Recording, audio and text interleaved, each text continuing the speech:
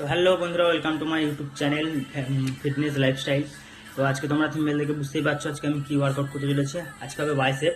তো চলো বেশি না কথা বলে ভিডিওটা শুরু করা যাক। আর ভিডিওটা ভালো লেগে থাকলে প্লিজ এটা লাইক করো, আর কিছু ভুল করে থাকলে তোমরা কমেন্টে করে জানিও যে এই জায়গাটায় ভুল হচ্ছে।